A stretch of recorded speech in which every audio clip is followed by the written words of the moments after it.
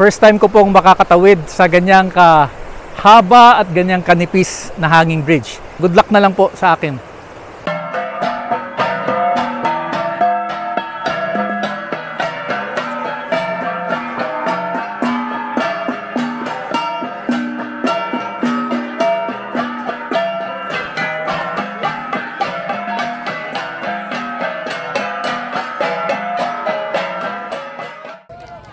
Bawat taon, nagsasama-sama ang iba't ibang mga kasaping organisasyon ng Cordillera People's Alliance o CPA mula sa iba't ibang tribo ng Kalinga, Mountain Province, Ifugao, Apayao, Benguet at Abra para sa Araw ng Cordillera o Cordillera Day.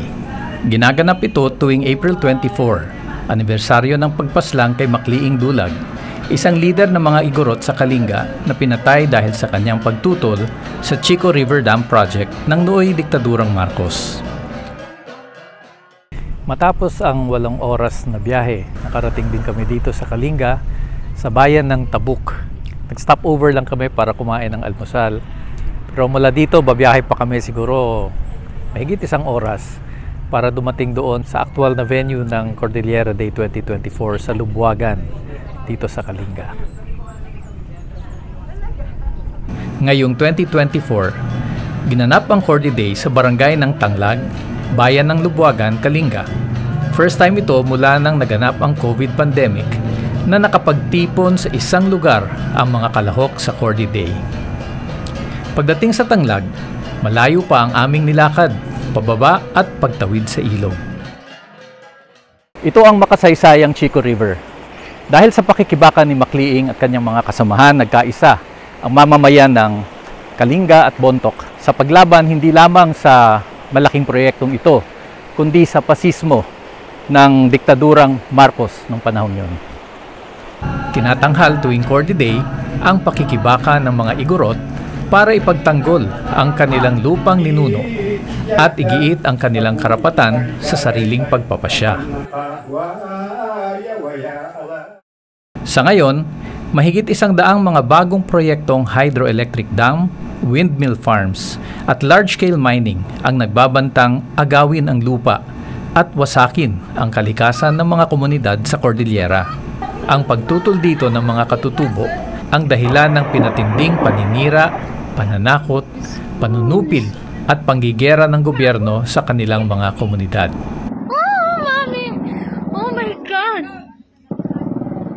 Cordillera Day was designed as a political fiesta. There's a political aspect and there's a cultural aspect. So it is both serious discussions and assessments, but it's also joyous event in terms of celebrating our advances.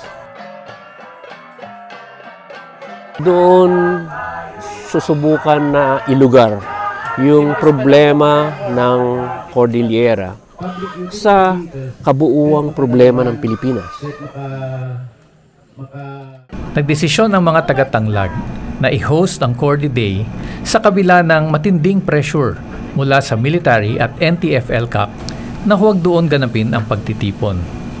Malaking bagay din ito para sa CPA sa harap ng pagtugis ng gobyernong Marcos sa kanilang mga leader at kasaping organisasyon.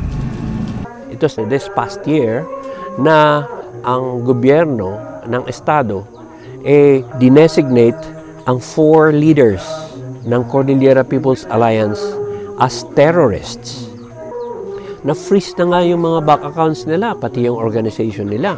Pati ang CPA mismo, bank accounts have been frozen. And then, yung physical threat against their safety. Kasi kung markado ka na terorista, para bang may license ang mga state and non-state agents to actually dispose of you. That is something that we've never had in the past. Yang ganyang ginagawa nila is also reinforced by yung pag-igting ng atake ng Estado sa mga organisasyon ng Cordillera People's Alliance. We're talking about small people's organizations in the grassroots level, meaning in the villages that are usually remote.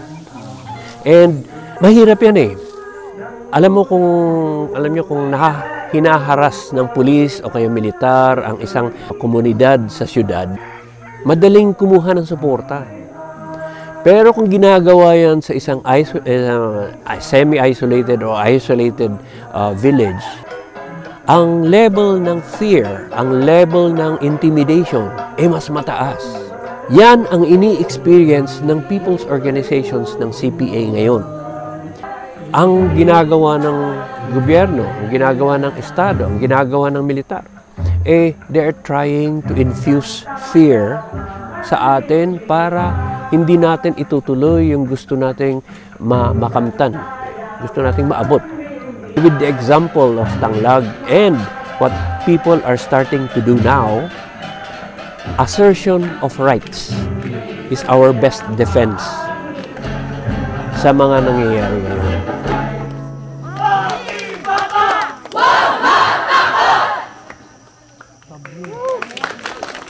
Wala tayong armas, hindi naman tayo armado.